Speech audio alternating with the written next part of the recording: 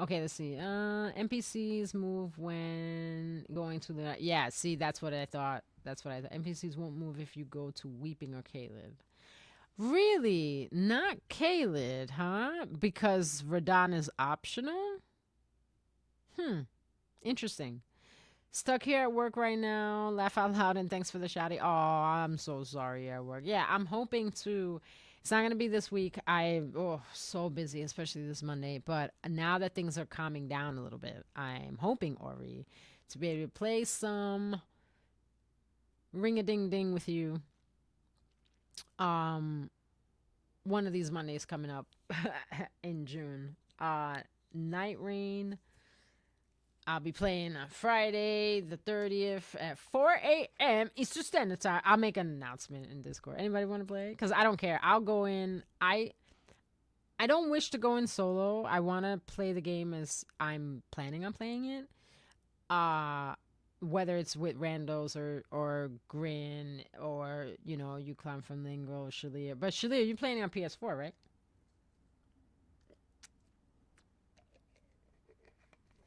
Kaled is optional entirely. Really? Huh, I had no idea.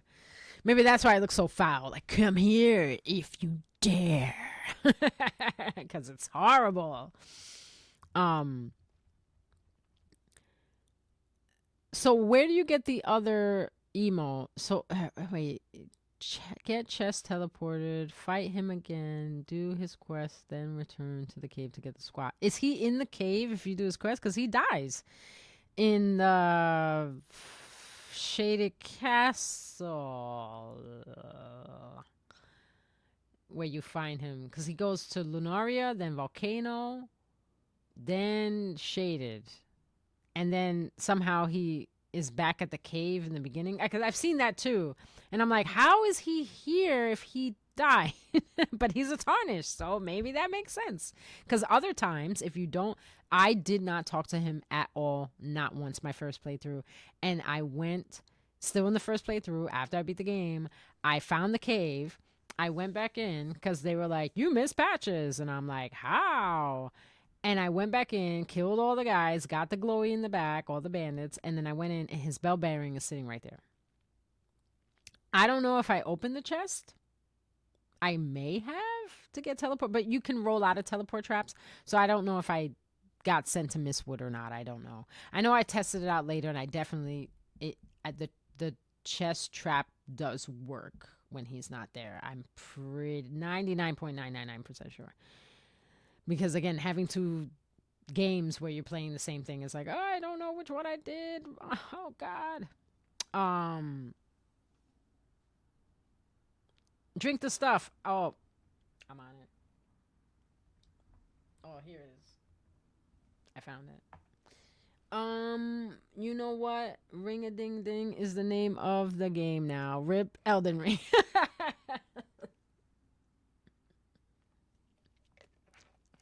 Playing some ring a ding ding.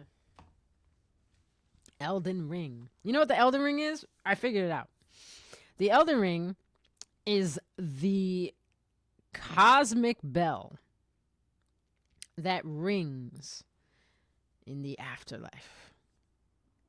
The Elden Ring. The ringing that attracts the souls that inhabit the little glovewort bells, the little bellflowers, the little it's all there. It's all there. It's an Elden Ring. It rang and we answered. We answered the call. Okay, so the NPCs move when we go to learn. Kaled is optional. Weeping is part of Limgrave. Yes. So since it's the starting area, moving around there won't move NPCs. Kaled will only move Alexander, and his quest will be fine. Well, Kaled also moves Rodrika. I learned that lesson by accident. I went to the teleporter with like after I finished the Summoning Water Village or whatever. I was like, okay, well, if I want to do Dee's quest line, I guess I should do this now. And I move through the teleporter to Kaled which again, the gargoyle didn't attack me, so that was nice. I got to talk to Garang. I had the death root. I just gave it to him because I just got it. And then I later went back because I went and opened the catacombs down there, fought a bunch of militias, got poisoned, whatever. Opened it, got the grace, saved that shit, went back. When I went to go to Roderica at the Stormhill Shack, she was not there. And I was like, oh no. Did she move? Because I hadn't gone to Lunaria of the Lakes. And I was like, oh no, no, no, no, no. So, of course, later on when I went to the round table hold, she was there. And I was like, shit, I can't give her this now. She doesn't ask for the chrysalid thing. Like, she doesn't ask for the memento that you get when you find it in Stormhill. So I was like, okay. So now I can't go to Caelid if I want to, that was my trial by fire. I didn't know.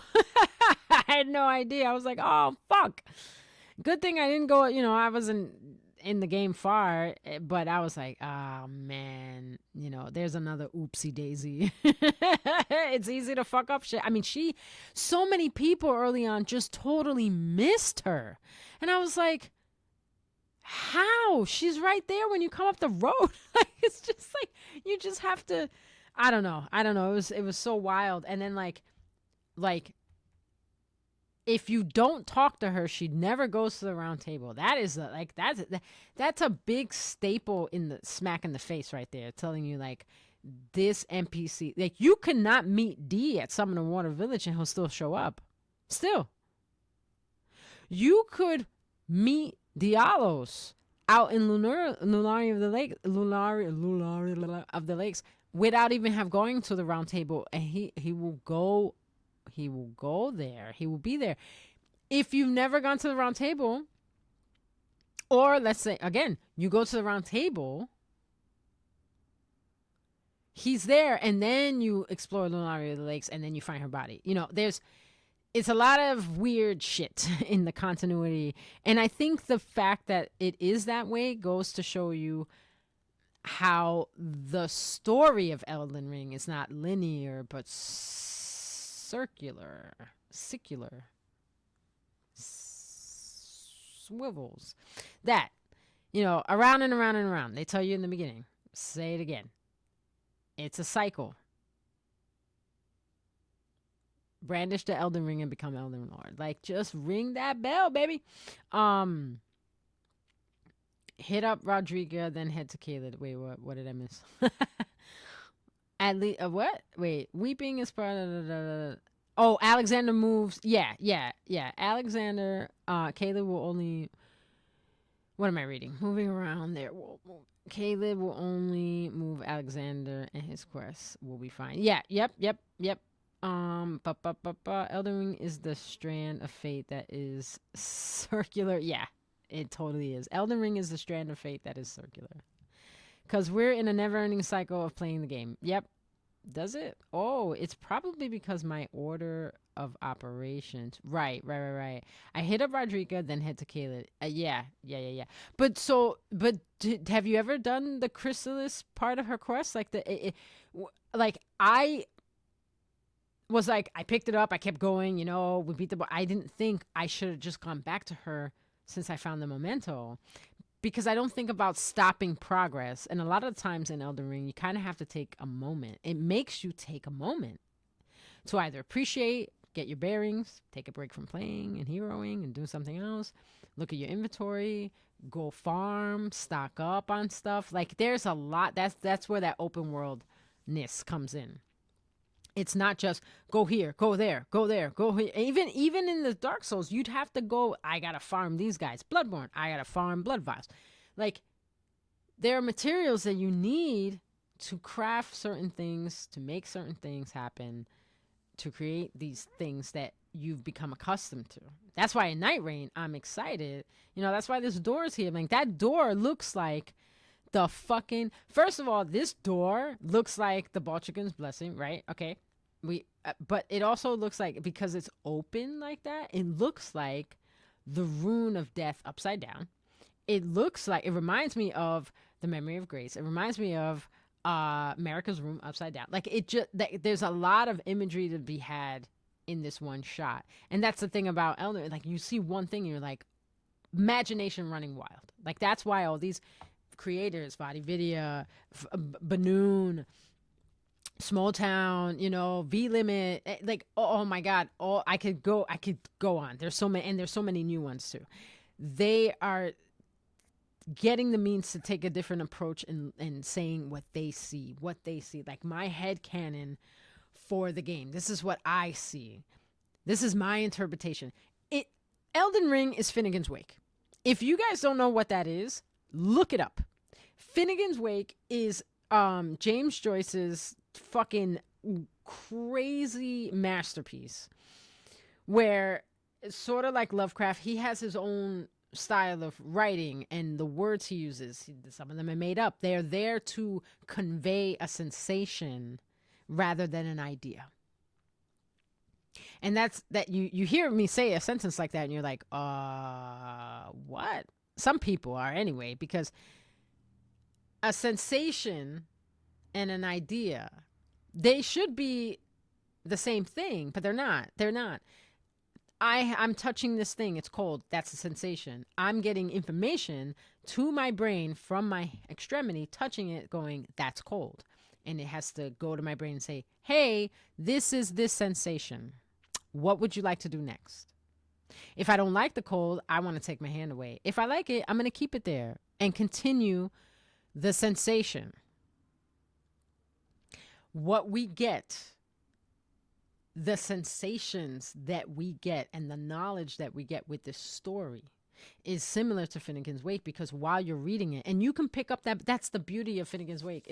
I'm telling you, you could pick up that book at any point. It doesn't have to be the beginning. It doesn't have to be the end. You can open it on a random page and start reading it and immediately be sucked into whatever is on the page. Whether you want to know what happened before that, or you just can't wait until what happens next, you're going to be pulled in, because the book is a circle. It is written in a circle. So when if you go to the first page and read the first page, that is the end of the story. That begins the story. When you get to the end of the book, it leads right into the next sentence, to the first sentence of the first page of the book. It is a cycle. Finnegan's Wake is a loop. It's a circle. It goes in a circle. So that means that no matter where you are in the book, you're right where you need to be.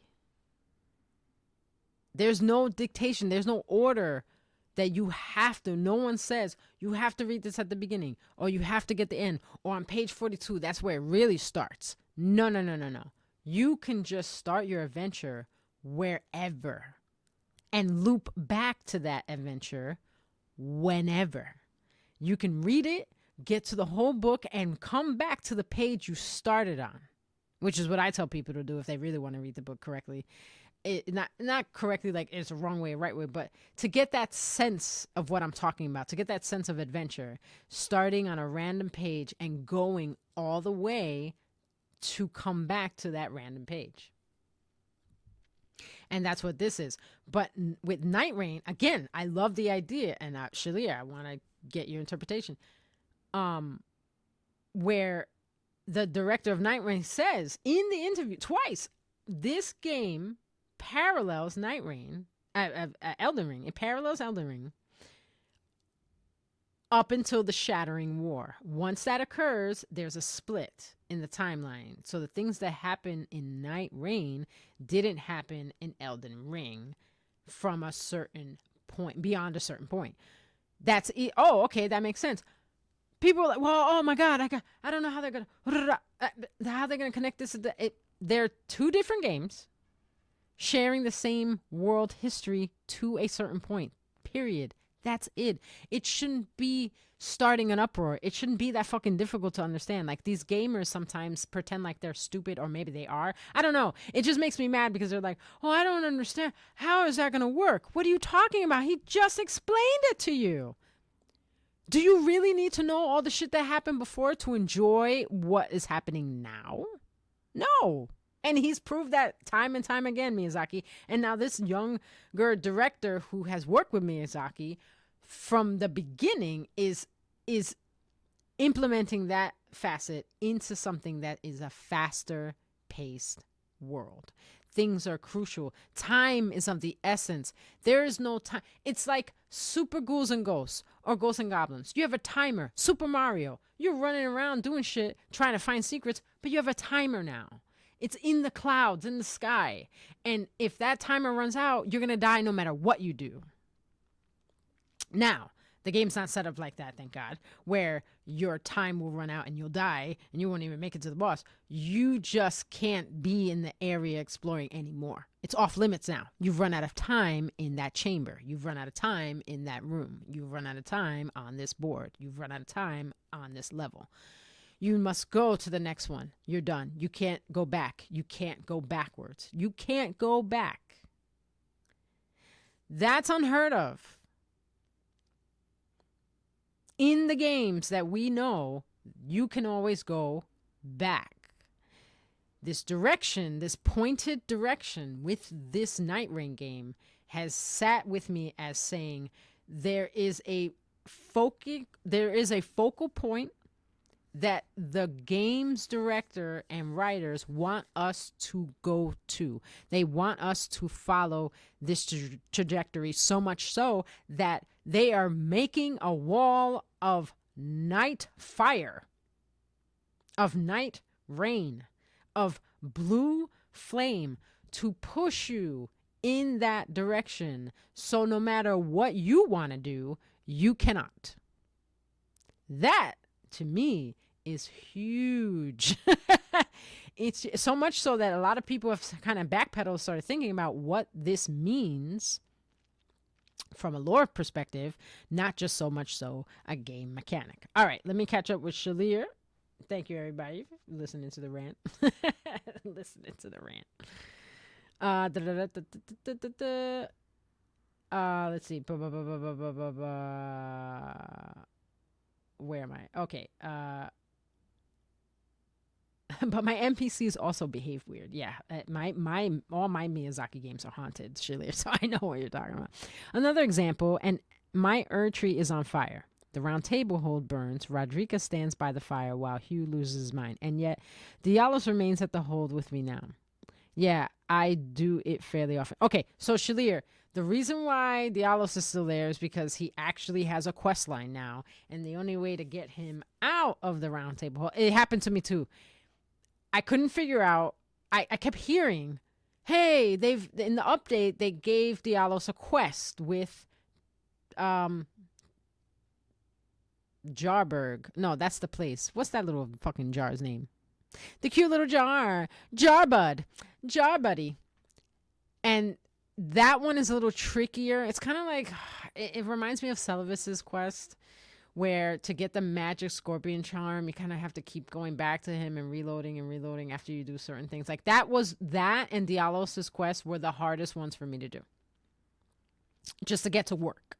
Because at the time, like I never did Nefeli's quest because it wasn't in the game when I was playing it. And then later on, after I killed after I beat the Elden Beast and shit, I went up and killed Kenneth Hyde because I didn't give a fuck. Not knowing that he was a pivotal part of her quest line now. So I'll have to do that when I play a New Game Plus, which I've also never done. Like, what was it?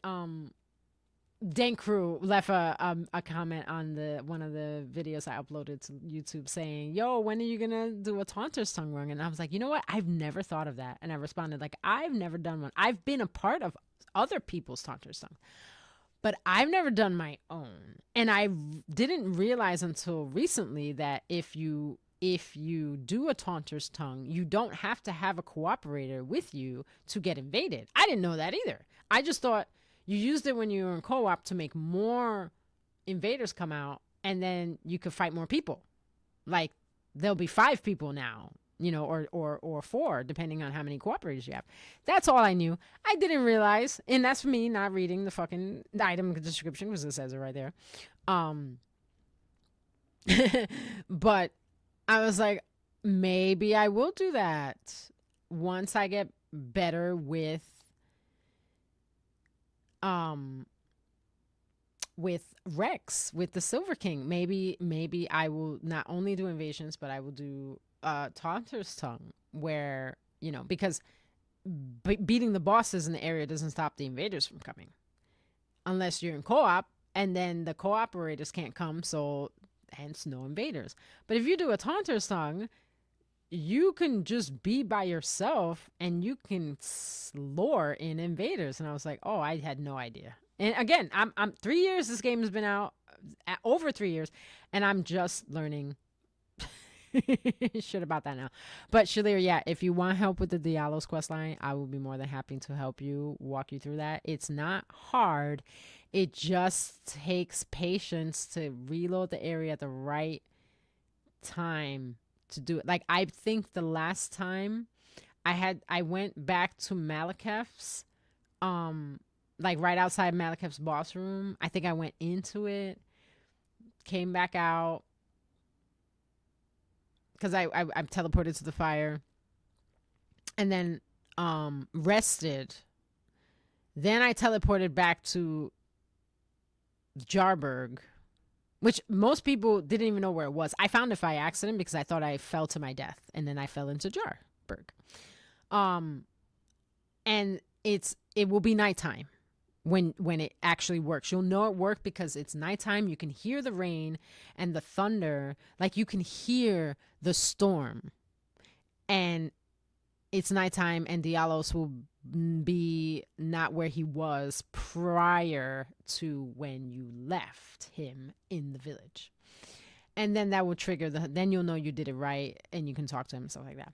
But yeah, that's why he's there. But the Hugh, which is, a prisoner, even though he's released at the end because the Erd tree no longer has the I love the wordplay. Round table hold. Like, it's literally holding the tarnished. It's holding a lot of people, like, yeah, that big thing, like the human effigy, the humanity, that's America. That's America's spirit. That's gold. I'm like, okay, that could be fine. That's fine. I have been to feel that it's not just that, but I'll get into that later. America. Like, for instance, at the end, her stone body is empty. She's hanging there, and the Elden Ring it's inside of her, but her womb is stabbed, and she's just the bigger part of the Elden Ring is literally through her body. And then, of course, Radagon's got to wake up and protect. So he drops down as her, changes into him, takes her hammer. Everything is like pretty much as it was when the shattering occurred. So in the sequence, we see them changing back and forth, and then she finally was like, "No, I'm breaking this shit." Ba-ding. She breaks it. It looks like her whole left side just went peace out. She has both her legs, but that whole other side is gone. Like, it exploded. It shattered and flew off all over the place. And the parts of it that are connected to the golden lineage and how they're supposed to be able to wield this and be the Lord, because they're groomed for that. Everybody affected, touched by the rings, gold, is affected by this. Every single one. When the Elden Ring is shattered, is the catalyst to allow the tarnished to return to the lands between. So I'm like, okay, series of events happening. All right, I get a little bit of this. There are thousands of years, George R. R. Martin has stated himself, I wrote 5,000 years of history for the game. spoke to Miyazaki and crew, this, that, and the other little tidbits, any questions that they had, da da da. And then they took that history and turned it into Elden Ring. Like, the characters of these people are what they are in Elden Ring at the end of their time. Like, they are diminished. Everything in the lands between is tarnished. Everything. It is become tarnished itself. It's the land of the tarnished. You know what's not tarnished? The Round Table Hold. Before it's set aflame, it is where light is. So for me, I always thought, wow, Marika's not at home when you find her. Radagon's there, but she's not there. She doesn't say anything. You never hear her speak. You only hear her speak through Melina. She's gone. It's not, because a lot of people at first were like, "Oh shit, he, that's Radagon. That's the red hair guy. He came out of the Elden Ring." No. The vessel houses the ring. The vessel has been suspended and captured. The vessel. The finger readers say it. A Lord's vessel. Enya says it. A Lord's vessel. The Golden Order is foundation. Its foundation is based on the fact that Marika is the one true God. We know that's not true. We know. She had to cover all that shit to make sure that it wasn't true. But did she really? See, she doesn't. There's never any reference to her being a Golden Order fundamentalist. She creates the Golden Order with her act, but Radagon is the head of the Golden Order fundamentalists. Just imagine for a second. She creates the Golden Order by taking the Rune of Death out, and now the lands between have become the land of life and light, right? Okay.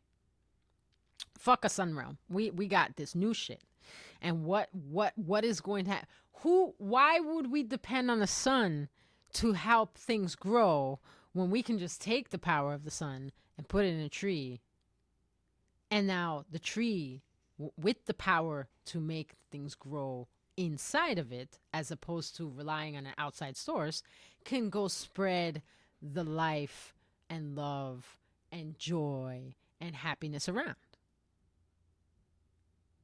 But now we're imbalanced because the only people who can benefit and continue their journey, quote unquote, is those who are grace given. They are into this fucking religion. They're wholeheartedly, they pledge themselves. They imbibe sap from the tree to connect their souls, their insides, not the vessels. The vessels are, yes, they're connected, but they weren't born of the tree, so they're not that connected. It's by proxy, right? Drink this, right? What do we hear? We hear about the champions. They were sent out to kill all the bad guys, and then they simply died. Like, did you have an aneurysm? Did you have an overload of runes? Did you take so many runes that your fucking body exploded? Like, what the hell? And then you have the Knights Cavalry, who are the death of the knights. Like, are they there to kill heroes and then bring that back to the tree so that they can replenish? Like, it's not, it never seemed like it was such a great thing in my mind to be a knight or a champion, knowing that you were going to be killed and put back into the Erd tree, regardless if you failed or not. If you succeeded, you were killed. If you failed, then that all more power to us. We just take your body back and put the runes that you got. If someone else killed you, we got to grab those runes, kill them, get that. It doesn't matter. It's that simple. However you die. Your body gets put back into the roots of the Erd tree to be reabsorbed. The blood, the body is getting reabsorbed. It's being drained of blood, its essence, and runes that were inside you because you drank the sap back into the Erd tree. You are, quote unquote, destroyed. Your body is helping to give nutrients to the roots, where your soul goes up into the roots, into the tree itself, to be the leaves and the branches. The leaves, the fallen leaves tell a story. This is the story of the cycle that was broken. This is the new cycle. This is what happened after all of that went down. Whatever occurred, there's a lot of different things that could have went down, and a lot of different times. It's again a cycle. This has happened before. We are in the last line of that cycle, and we're not even the last line, because Miyazaki and crew from Software put it they give you 6 endings. 6. 3 of which, well, no, 4 of which are slightly change. 3 of which are slightly changing things. 1 doesn't change shit. It just, you become the new lord of the fractured age, which is what we're in. We're in the end of the last age, the age of Queen Marika, the Eternal, and we go into the new age. That's not new. It's fractured. That's why it's called the Age of Fracture. We can't. We've crossed another milestone where we can't return to. It's over. You've already done this. You've already done that. So there's like this failsafe, this loop. The loop, the ring, the circle. It's round table hold. It is the one place where we see the biggest accumulation of the guidance of grace. See, I don't think the guidance of grace has I don't want to say it doesn't have anything to do with the Elden Ring, but I don't think it's what the Elden Ring grants. I think that is what Marika grants. She grants grace through the power of the Elden Ring, kind of like how the Glowmite Queen uses the black flame from the god slaying greatsword to channel the rune of death. That power it has to be channeled, or else it'll go everywhere. Death indiscriminate. In order to channel it, you have to put it in something. What is it? A spiral sword, the crucible current. We have this. This is the god slaying. If I fucking touch you with this, you're gonna die if you're a god. So imagine if you're not a god. Does it have an effect? Maybe not. I think it would. I think you would just disintegrate or explode in a moment, whereas a god would be like, "Ow, I'm hurt." One of those. And then, of course, blow up into those little particles that we do. But that's what I think. I think because of what happens in the DLC, where Marika has that spell where it's the grace of gold without order. It's what was prior to the rune of death being removed from the Elden Ring. So a lot of theories about that, especially with Mater and the Elden Beast, but the rune of death is out. And so is the rune of the unborn. There's 2. And they don't talk about that. They only talk about Radagon giving Renala the rune of the unborn for demigods. That's what she gets. So there are 2 runes that were plucked from the Elden Ring, or the rune of unborn demigods was already removed. It was already separate. It belonged to another power, or it was housed separately. I mean, you see it's in an amber egg. That's sap. What if it too was removed from the Erd tree? And that's why death was allowed to get in there and infect it. There's a lot of ifs, buts, and maybe. We don't know. This is all speculation, we know. But it stands to reason that these cyclical rituals that have been happening throughout the history of the lands between. We see it in Fair Missoula. We see it in Nokrom and Noxtella. We see it in Elim. We see these structures made of the dead,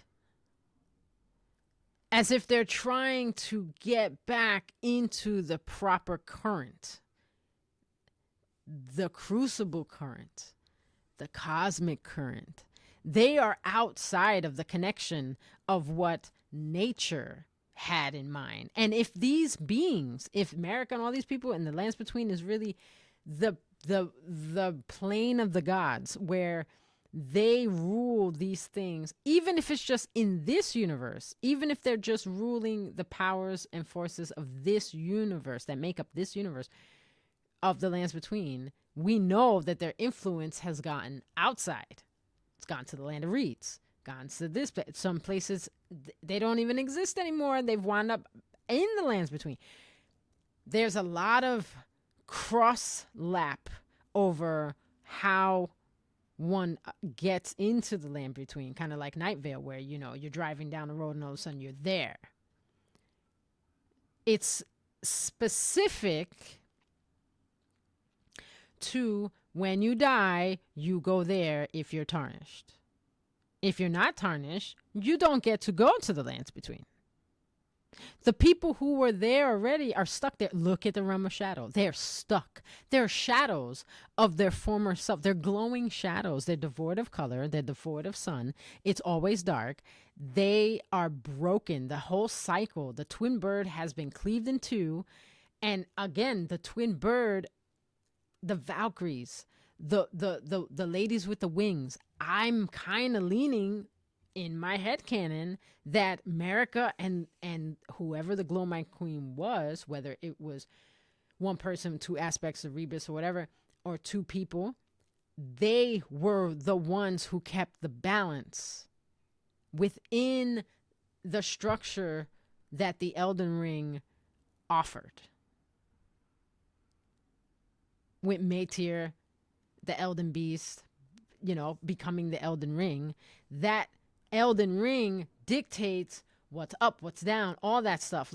And the fact that you can manipulate the ring, the only people who can manipulate the ring are Empyreans. Because Empyreans are the only people who can become gods, who can manipulate the ring. We know this because Marika was an Empyrean, chosen by her two fingers, whoever the fuck they were, and she was able to pluck, it says it, pluck the rune of death out of the Elden Ring, out of the balance structure of the realm of the language between. So just imagine, humouring here, you're in the realm of the gods like Olympus, right? You're in Olympus, there's Zeus and Hera and fucking, oh my God, Hermes and Ares and Aphrodite, and everybody's hanging out and having a good time, and someone comes along and plucks away a piece of the foundation that makes up the balance of how the power structure is, how you are able to call forth the lightning bolt Zeus, how Hera has control over XYZ, how Aphrodite is the goddess of love, how you interact with the power that you rule under has been affected by someone. And now the rules of engagement are different. And you have to figure out and adapt in this new world and how to do that. Look at Placidusax and Bale. Look at that for a second. They fought and hurt each other very badly.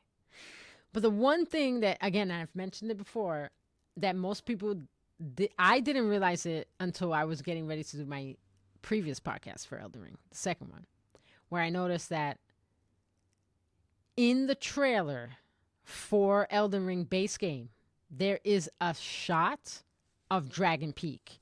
And I was like, how? Whoa. And again, I didn't realize I had never been there, because the game has come out and we played it and beat it and fucking been all over it. And then the DLC comes out and now you have the loading screen images, and I see that one. I'm like, wait a minute. That image looks really familiar. I feel like I've seen that before. Go back, watch. There's a great YouTube with all of the trailers on it. They cut a video with all the trailers, and in the trailer for the game, there's a fucking image of Dragon Peak. And I was like, oh my God, this has been there for the beginning. All the people were like, oh, we don't know how they did it. They did it on the fly. Like, there's a picture of Dragon Peak. And not just a picture. It's not a still. They rendered a fucking short moving video of Archdragon Peak in the base game trailer. And I'm like, okay. I get it now. So this is important enough to put in the base game trailer. Whatever happened between the dragons is the Cascade result. There's a lot of reasons why we can deduce the dragons attack Lindell. Hold on one second. Okay, let's catch up. Oh, my computer. No, I mean my mouse. I also started with DS1, so I'm used to going, oh, I should go backwards now to finish some stuff up. Yeah, I mean, I guess Castlevania, that's any game that allow you to go backwards. Elden Ring is us being gaslit into being Don Quixote. Exactly. That's how I feel about playing with my Rex Argentum. I'm Don Quixote, riding along, trying to figure shit out. Damn, I need to read Finnegan's Wake. Yes. Oh, Shaiilr, I can't stress it enough. It is so fucking good. What's up, Muff Jedi? Hail.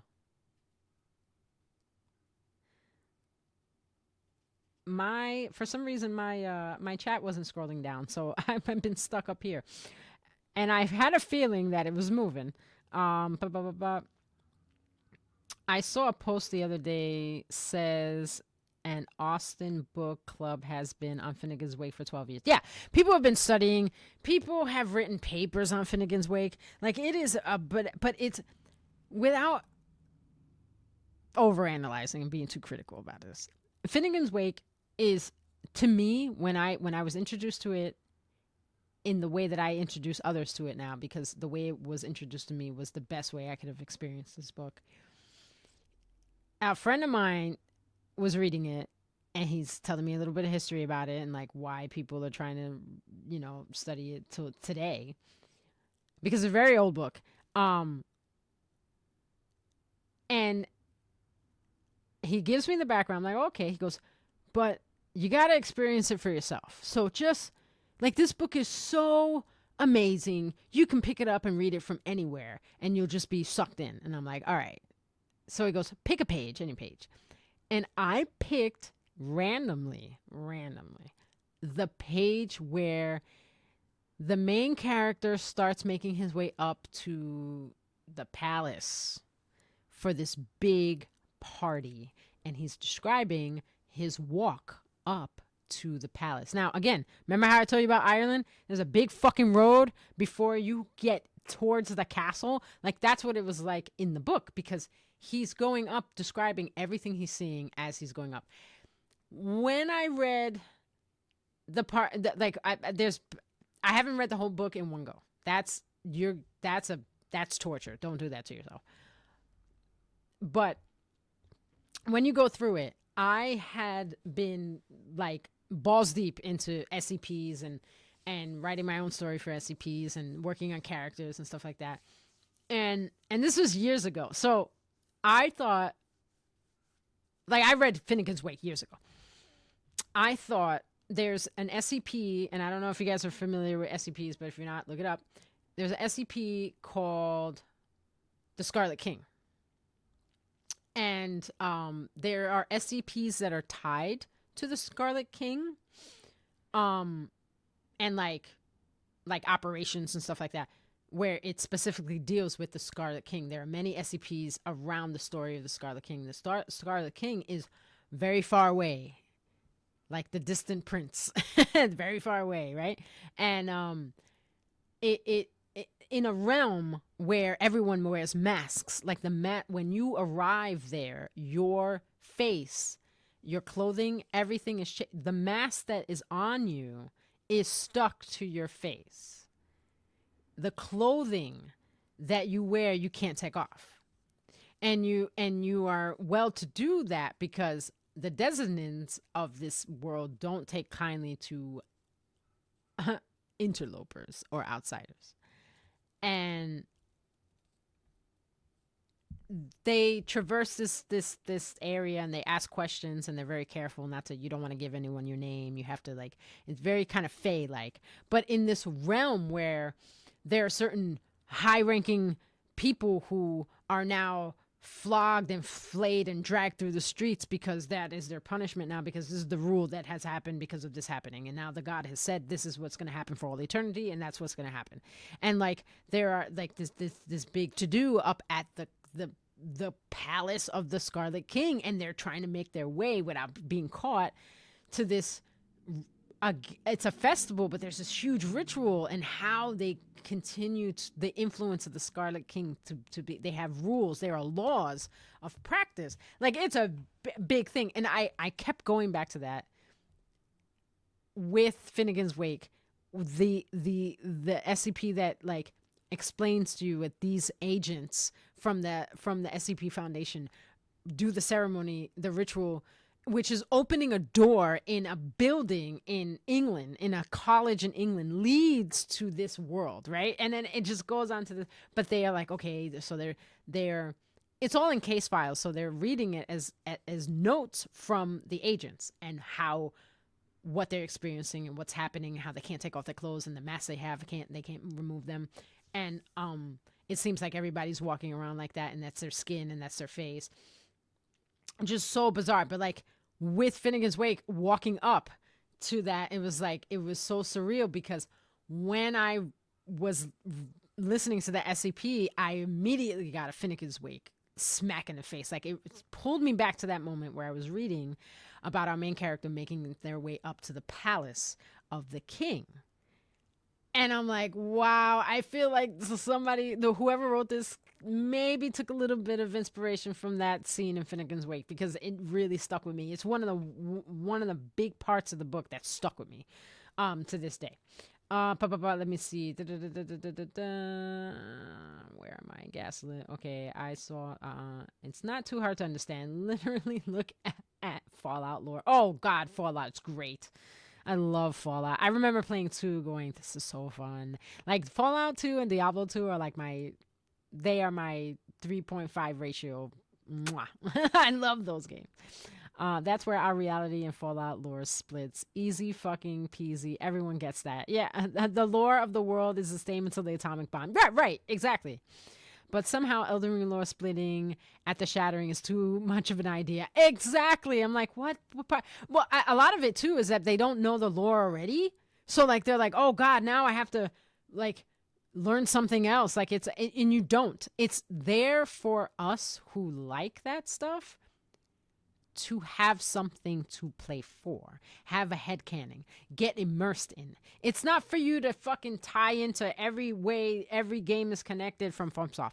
It's just to have a background to get you understanding where the game, every game has it. It doesn't matter what game you play. You have a sense of something going on and you're here to do it. Whether it's Ninja Gaiden, Kid Icarus, Streets of Rage 2, like there's a mission, there's a purpose. You're doing something, even if you don't like Skyrim. Oh, I'm the Dovahkiin. Okay, I'm gonna go make some potions. Like you don't have to do it. It's just there to let you know.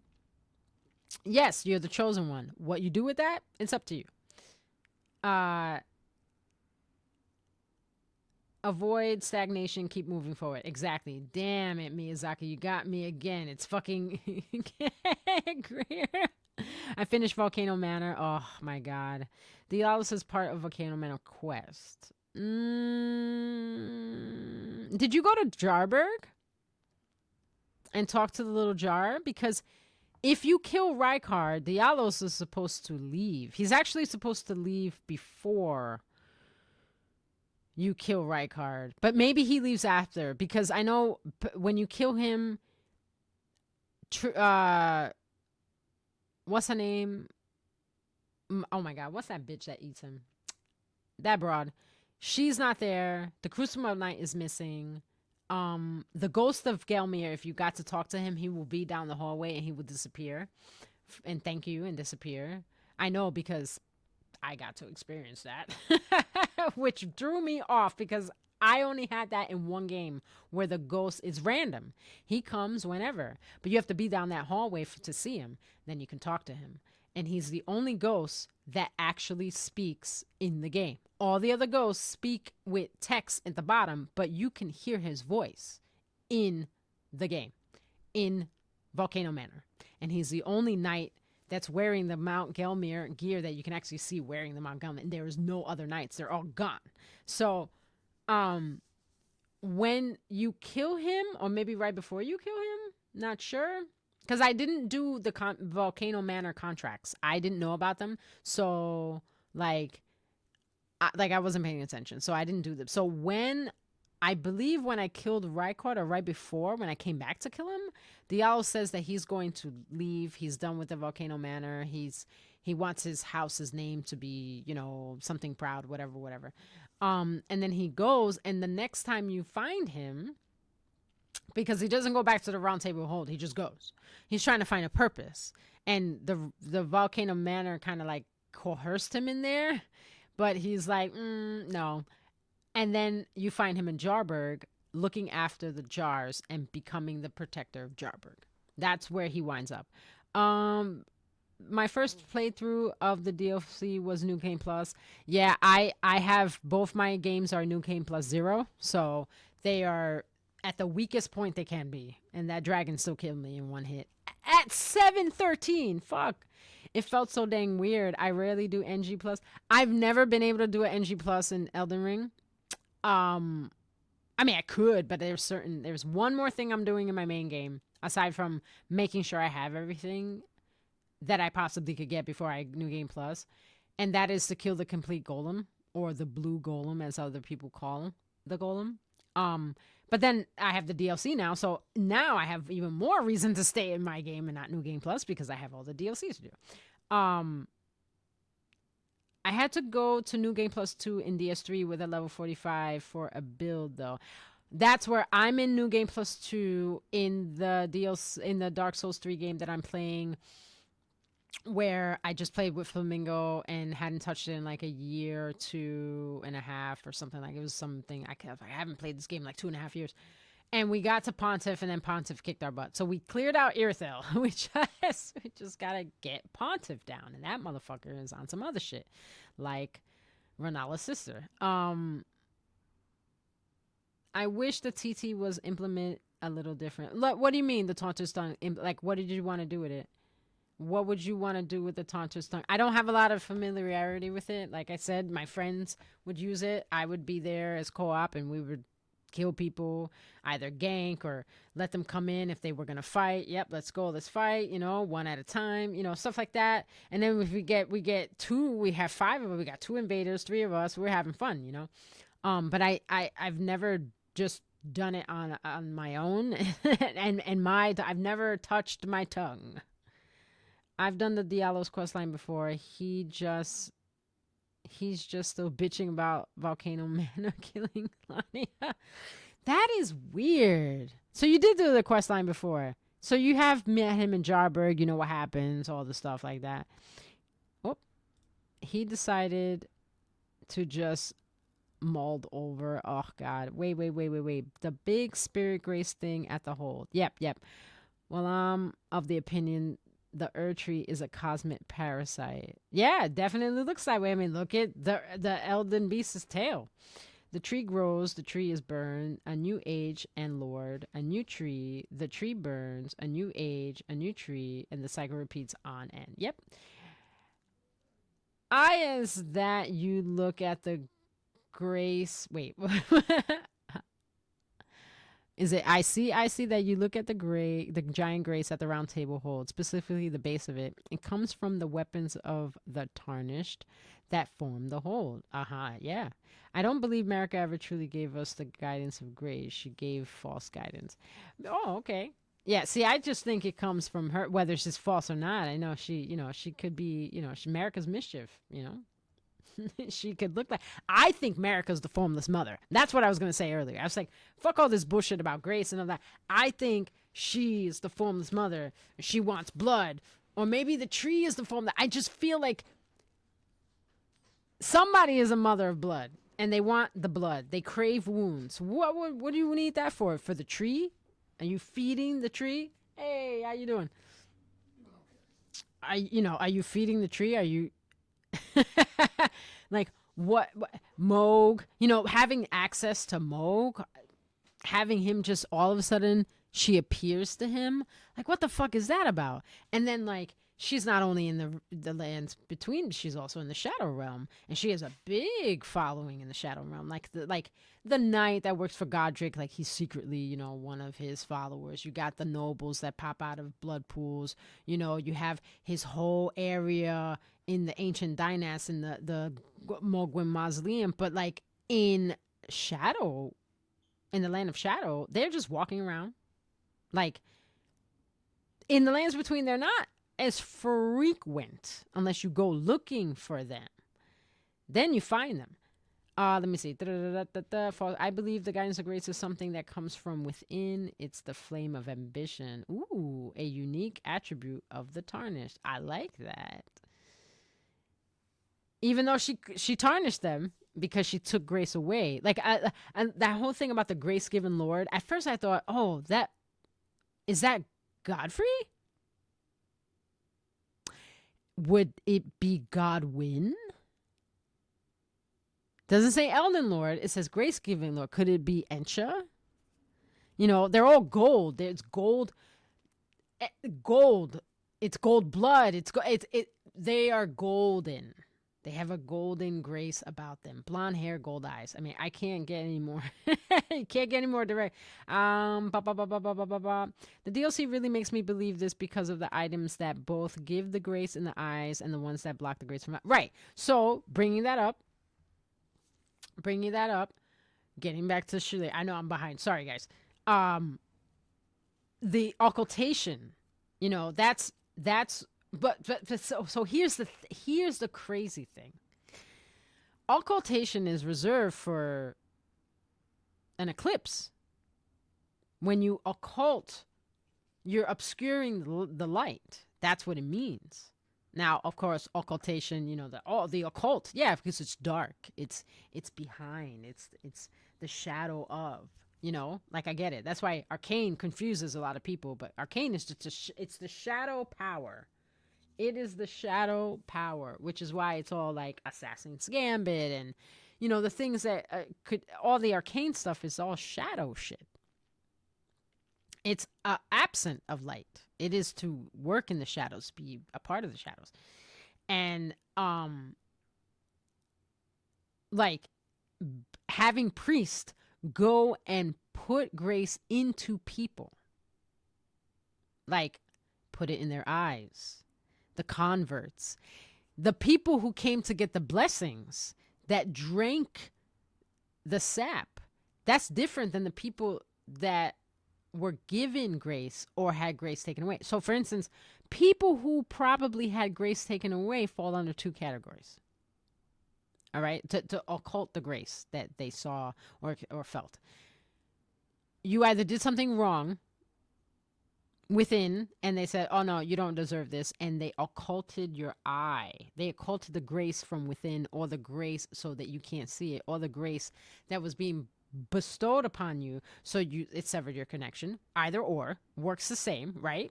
It's not get hung up on that.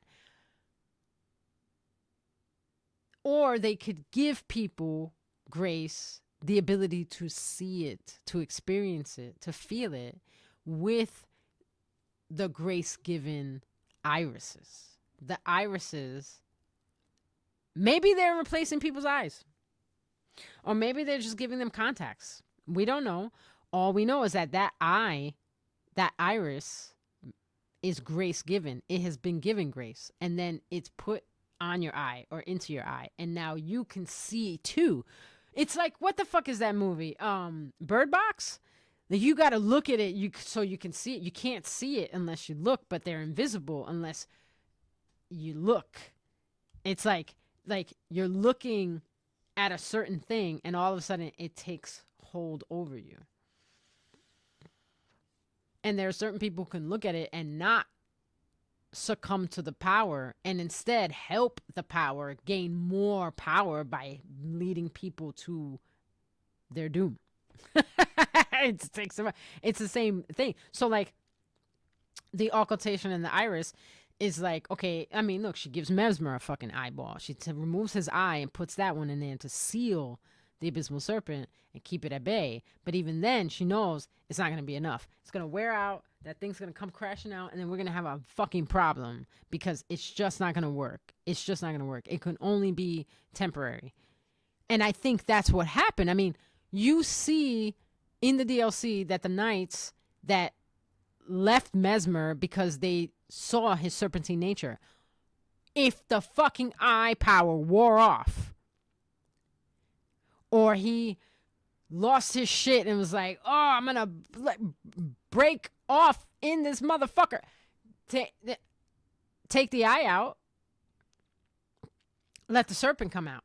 Or maybe he didn't have the eye and the serpent came out and caused a bunch of devastation. And then they saw and said, oh shit. And then she put the eye in there and said, yo, okay, we'll keep this at bay. It's okay. Don't worry, baby. Just keep fighting. Don't worry about it. And then she left him there. Either of those things could have happened. Again, not crucial to understanding what the fuck is going on. But imperative to understand that these things occurred, and they weren't just occurring to, you know, Mesmer got a whole eye. These people have like these contacts. And once you see it, you can't unsee it. And the people who had it that did wrong or betrayed or did something, got it removed. You can take it away.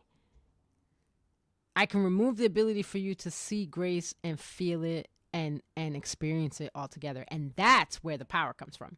I don't think it's just like, oh, look, I have all this here, feel this. Yeah, that's a part of it. But to take that away after someone's already experienced it, that's where the power comes in. That's the threat.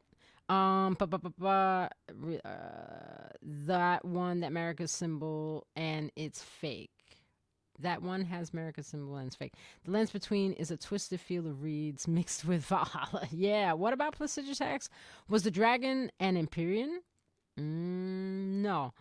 The Elden Ring was shaped different then. It's not a race, but it's an attribute. Kind of like being a force sensitive in Star Wars. You're just born like that from anything. Gotcha. Yeah, that makes sense. I mean, especially if the Elden Ring and America are separate, or at least they're supposed to be, because we get that answer. You know, we had a lot of misconceptions, but we got the answer from Miquella becoming a god without the Elden Ring. He literally broke his rune and said, fuck you, discarded his flesh, and wants nothing to do with it. Doesn't give a shit. Being an Empyrean doesn't give a shit. I know how to do the ceremony better. I know better. I can do this and do it this way. And again, a lot of people was like, yeah, look at, like, the only time you see anything like that is with Godfrey and Sirach. You know, he takes him upon his back. Miquella's on top of, you know, he's on Radahn's back. Like, oh, okay, that maybe that's what happened with Marika and Godfrey and Sirach. Maybe that's how they were able to betray, and she did that. There's a lot of my point, because there's a lot of speculation and there's a lot of evidence to and for. My take with what I see is right what the game gives you. I don't need the Elden Ring to become a god. The god before us may or may not had an Elden Ring. The dragon certainly had a reverence for it. Placidusax had, again, the whole fight between Placidusax and Vale. You don't find that out until the DLC, but that had to happen so long ago that the dragons bestowed the power of dragon communion on people, and giants and whoever else was down for it to gain power, not understanding that it would change them into a fucking magma worm. Not understanding that down this path, you would become this type of creature. People changing into animals. Now, the dragons have draconian. There's people who are short-lived. Skin of stone. You have the beastmen who built Fair Missoula, who built, apparently they built a lot of shit because their statues are there. Do I think the dragons built all this? Maybe they lifted some stones up, but I think the beastmen, being given the grace, being given the intelligence bestowed upon them for 5 fingers of intelligence, whatever, Cinquedea, right? Were able to get the knowledge to be able to build, communicate, take orders from the dragons to build this big tower in the fucking sky. It is a huge column of storms surrounded by the remains of an area that looks like just a giant mausoleum. It says a city. I get it. Okay. A city with a big mausoleum in it. The city is like the Vatican. Like it's a holy temple. The whole city is a fucking temple. That's kind of where I go with that idea because of the fact that everything says it's a mausoleum in the sky. We get one instance where it got hit by a meteorite. Was that the meteorite? Was that it? Is that what happened? Could it be that Mater crashed down into the lands between? The shooting star that she is, the gleaming golden daughter, right?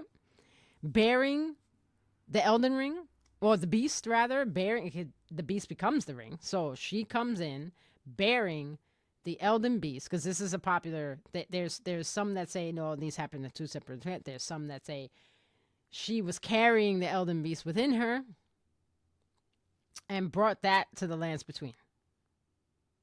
She's all about fingers, 5 fingers, 2 fingers. We know about the fingers.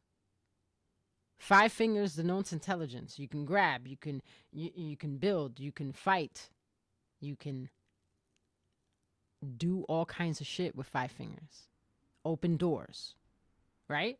You go, you have this event. Was it the same event that hit Fair Missoula and gave rise to the Alabaster and Onyx Lords? This thing is spewing life all over the fucking place. What if nothing happened? What if that impact had nothing to do with anybody else? What if the impact hurt Mater? What if the impact hurt the Elden Beast? What if that's what happened? Like, again, you don't know. I would imagine not. But there is speculation they're both wounded. Yep, I know there's a lot of theories that point to Mater being attacked, the Elden Beast being attacked. I get it. Totally on board with that too. It's because it's plausible. We have the Finger Slayer blade. How would we know it worked on them if somebody didn't do it already? I 100% I get it. But the fact that a lot of the information now is being closed up, just like Night Rain's rings of blue fire, closing you into a circle where you have to understand that you're not going to have the answers if you want to keep the circle. If I were to tell you the story of Elden Ring and find out that Miyazaki says, yes, that's it, all of the speculation, the mystery, everything will be gone, and then we'll be left with a game that we don't care to play. We don't care. So, that being said, I would say the theories, the world, the notions on what occurred, when, all that stuff, the baseline, and I think that's why they tell you this in the beginning of the game, and they give you something to let you know, like, this is the baseline of the game, so not get it twisted. is that this is going to be a cycle that lasts forever, no matter which ending you pick, because of the irreparable damage that has been done to the fundamental laws that govern that universe. Period. Right? Period. Is end of discussion there. It's over. Every ending we choose doesn't fix the problem. When I first started playing, I thought, oh, we have to mend the Elden Ring to fix the Erdtree. Then I thought, well, why are these two things connected? They're both gold. I'm gonna need a little more than that. What does one have to do with the other? Well, the Elden Ring infected the great tree, the dual tree, the tree of life and death, fucked it up because someone introduced it to the forces that govern the world, and its influence went everywhere.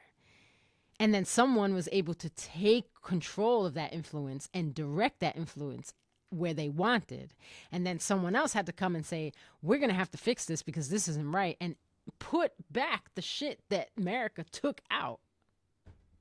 And then, in the end, regardless of which ending you choose, it's still not fixed because you can walk around and things are still not fixed. Mending the Elden Ring didn't do shit. The Chaos ending and Ronnie's ending are the two, for me, the two most canon, because the power is yours. The choice is yours, and the choice is yours to marry Ronnie. The choice is yours to become the Lord of Chaos. Whether you let Melanin light the tree on fire or you don't, you can still do this. So again, it tells me nothing we do is to fix this problem. That's not what the game's about. It leads you to believe that, but it's not the case. Happy 420, everybody.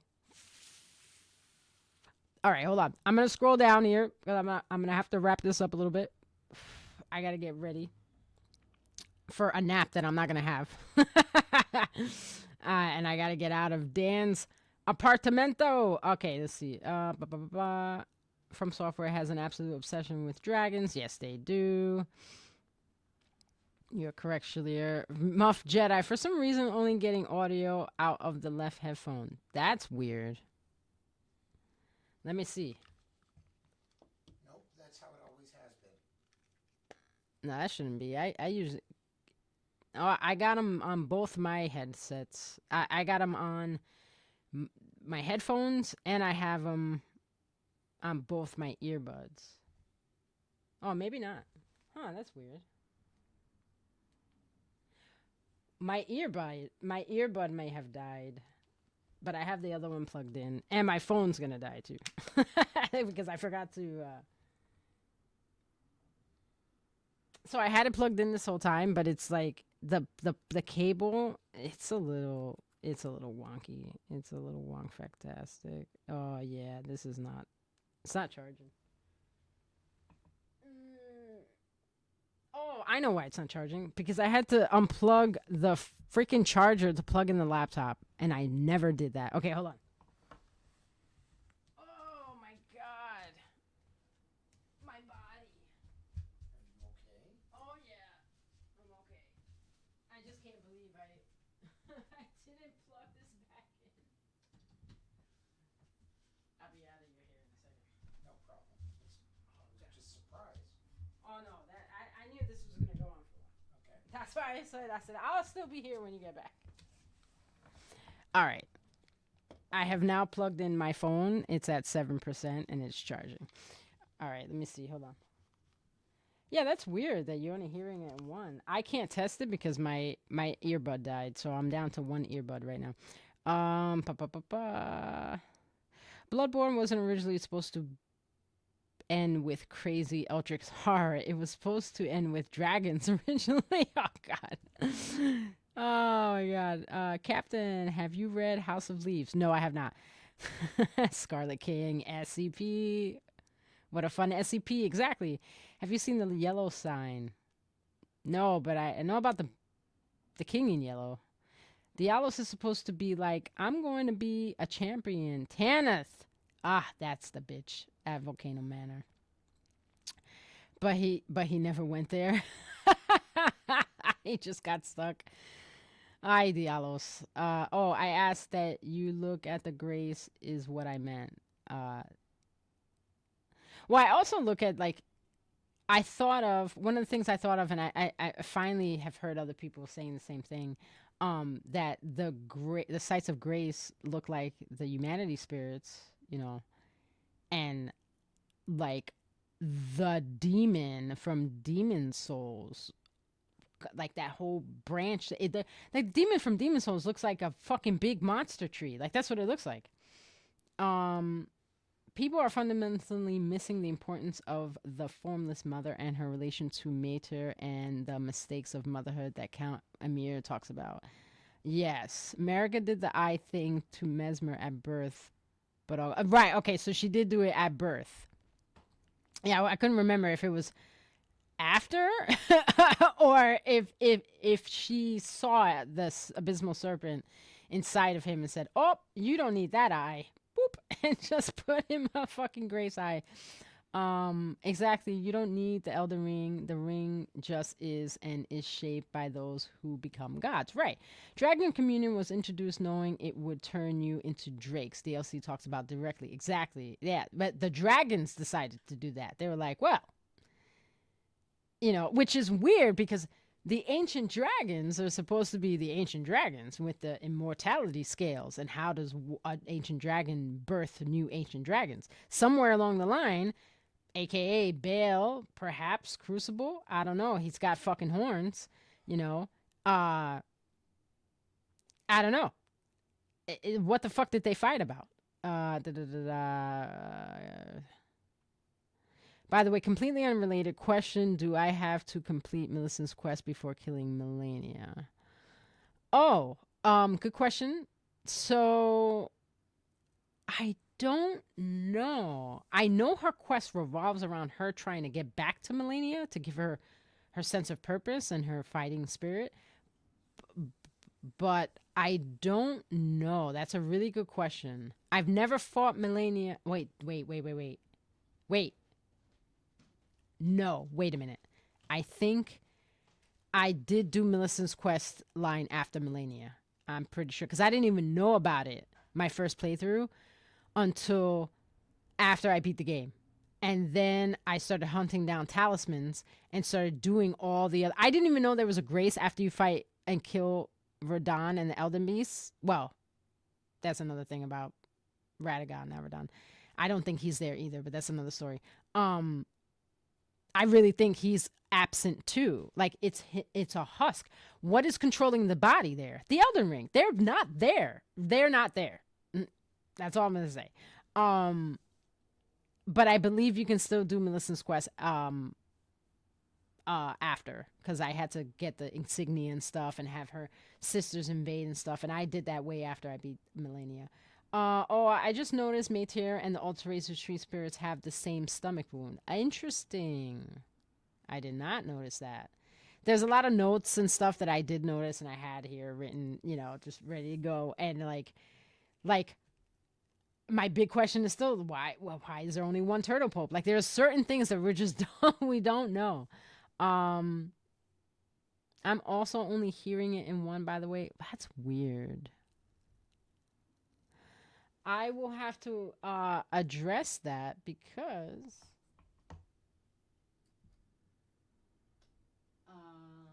hello? Is that working? Huh. That is weird. I'm not sure why that is. I'm going to have to look. I had the same problem on my older PC, but I'm on a new one, so I'll have to figure out what the deal is. It's probably in advanced audio settings. I'll have to figure it out. We'll do another stream and we'll test it out. I'll have already be like, okay, what's going on? Okay. She saw it in him when he was born and went, nope, we're sealing that shit up. Yep. And I believe the great betrayal America does to gain godhood is betraying the fucking Ouroboros. Right. That's what it is. It's in the Miyazaki says there's something still hidden in the game that nobody's figured out. And that's we like that. We think it's kind of special. But he put a clue to it in the fucking title of Shadow of the Earth Tree. And the only thing that's there in plain sight is the Ouroboros. And that fucking thing, if she took the snake, she's a part of. I mean, her dress looks like snakeskin. It looks like a coil. There's a lot of correlation between her and if she decided, no, I'm not going to do this and take the power for herself, that stems to reason that that's how she becomes from who she was to the god eternal. The other thing that I still haven't figured out, and there's because there's a lot to it, and I know the Lord of Night, the whole lore. Shaiilr, you and I got to talk about that. Is what the Nox, what they were doing, what they were trying to do to get back after the banishment. What did they do before the banishment? Like lots of stuff. They want to make a lord to usher in their Lord of Night. They want their sky back. They want to be above ground. They don't want to be underground anymore. I get it. Their skin has turned dark. They're all fucked up. They're like the dark elves, like that's them. Those are the dark elves of the game. They want to be up, though. They don't want that. They want to be above. What happened? We know what happened, but how did it happen? How did they get banished? The ire of the greater will, they attracted it, and then they were banished of the ground, and then Estelle comes and steals the night. So a lot of people are like, well, were they underground and then Estelle stole it? Or did this happen and then that was Estelle? There's a lot. A lot of things fall down in the lands between. Where they're coming from, who the fuck knows? Something gets created in the universe, and I think the lands between are like the template, like, here, let's practice in this sandbox here, and if it goes well, we'll bring it out to everyone else. It's like an R&D. That's what Elden Ring is. That's the lands between are R&D. Langley, yeah, left channel here as well. Yeah, I don't know why that is. My question is, would it be something with the Behringer, or would it be something in, I'm guessing it's audio properties in OBS. But if there's a button on the Behringer or something I can press, then I'll try it. But I only have the headphone adapter and the Behringer going, and yeah, it's just been the same as I haven't touched anything else. Thank you. Yes, I'm so vindicated. About what? There's only one true turtle pope because there's only one George. Yes. Not the Behringer, probably OBS. Okay, so we'll look at that. We'll address it. I'll let Artie know, like, hey, I'm only getting sound out of one headphone according to everyone else. For me, I can hear everything just fine. Let me turn this up real quick. Let me make sure. Hello, hello. Hello, hello, hello. Hello, hello, hello. Huh. So my headphones in, but now I'm not hearing me, where before I could. Huh.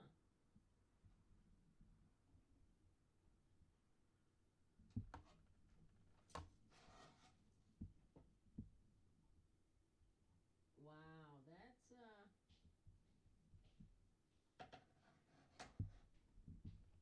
that's weird. I can't hear myself anymore. Sorry to derail. No, that's fine. I can't hear myself in the headphones anymore. Really? Yeah. You're live. No, I am live, but like this. Let me see something. No, that wouldn't be that, and that wouldn't be that. Desktop audio. This is the mic and aux. Yeah, I'm not sure. I can't hear myself in the headphones anymore, though, like I did earlier today. So I don't know. I didn't press anything. Yeah, go ahead. Gotcha. We're doing tech. Live tech.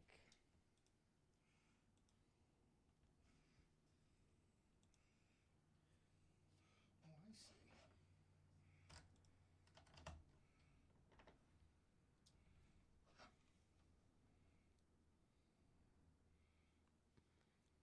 in action. Okay, vindicated. We can still hear you. Okay, that's good. Yeah, for some reason my like I should be able to hear myself. I heard myself earlier through the headphones and I just lowered it. That's all I did. But I turned it back up and it's not working now. So I don't know. It might be tied to either VLC or Winamp. I know because those played just fine. But everyone says they can hear me. I know you could hear me. Also, I was vindicated about the betrayal of the Ouroboros. Yes! Excuse me, sorry. No, you're good. Okay. All right, let's see. Is your audio set to mono or something strange? Yeah, I don't know. We changed it, but it was working earlier where I could hear myself and hear myself from my phone and in the headset, so I know that I was coming through okay. And then I turned on switch on my phone just to make sure I could hear myself through the headset, and then that's it. I just had stuff playing, but it's all right. Don't worry. We will get it done. We'll figure out. That is just really fucking weird that it's mono. I don't get it. Oh, wait. I think I know why. Let's see. Hold on.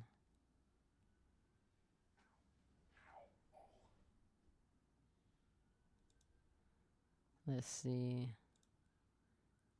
Hello, hello. Oh, there it is.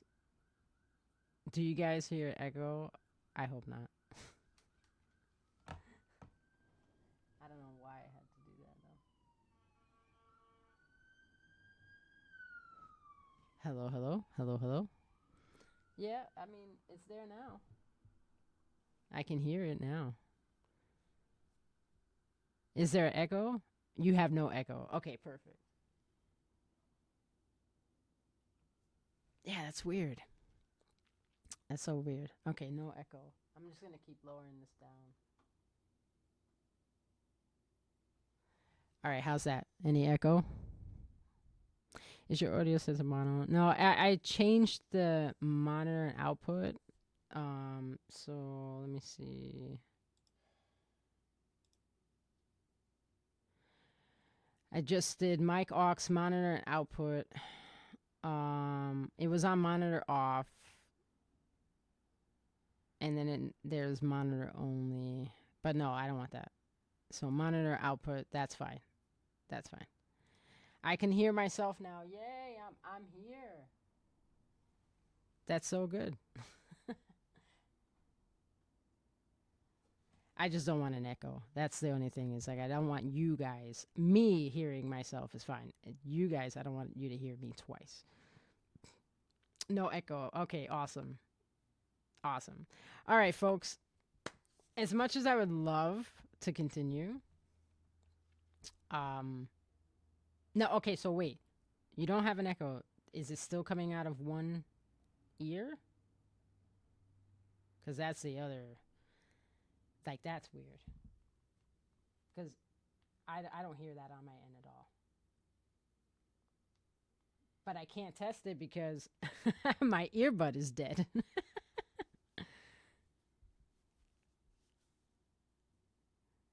I guess I'll try a little experiment here before we raid out.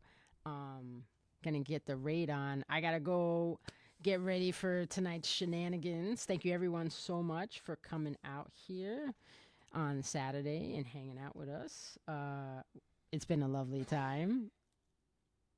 Just shooting the shit. We got off topic and started talking about chocolate and food. And that's never a problem. We can always talk about that stuff here. Still one ear. Okay. I'll have to yeah, I'll have to figure that out. Apologies for that. I had no idea cuz I heard it just fine on my end. But I will get on that. I'm so glad I could catch the stream. I'm so glad you got to catch this too. I was really looking forward to you popping in and us getting a little crazy with the lore. Definitely will be playing Night Rain. I'll be playing in the morning, like I said, on Xbox. And that day on Xbox. Maybe in the evening I'll switch over to PS4.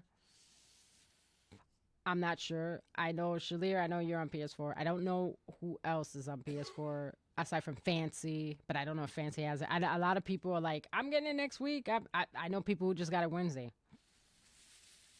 I know people who just got it yesterday. So we'll see what happens. But thanks again, everyone who came in and hung out and added their little flavor to this unconventional new testing the new gear podcast for Elden. Okay, I'm back. I had to start lunch dinner. Good, Black. We're leaving. We're gonna play some shit and we're gonna raid out. It's gonna give me some time to raid out. Mwah. Thank you everybody so much who came out and spent their Saturday with this geek right here. Ciao for now, everybody. Mwah. I'm gonna leave you with some footage and some tunes while I get the raid started. Probably not gonna stream tomorrow. I got a lot of shit to do, plus the last day to do all this download and last minute editing is tomorrow for me. I got a busy. So I'm hoping to be able to stream off the new gear come next weekend for the Twin Peaks podcast. It's gonna be pretty much probably same time as today, 11 a.m. Saturday. But if I can squeeze in a stream next week before that, just do another test, maybe address this whole one earbud issue, I will. And I will let you know. Mwah. Thanks for the podcast. Thank you so much, Nicholas. I appreciate it. Black, Shaiilr. Oh my God. Luna, Muff. Thank you so much for stopping by. Detroit, I know you're on the lurk. I know everybody's just been bustling back and forth in here. But enjoy the rest of your weekend. Mwah. I love you very much. Big hugs. And we'll see you soon. Ciao for now and enjoy.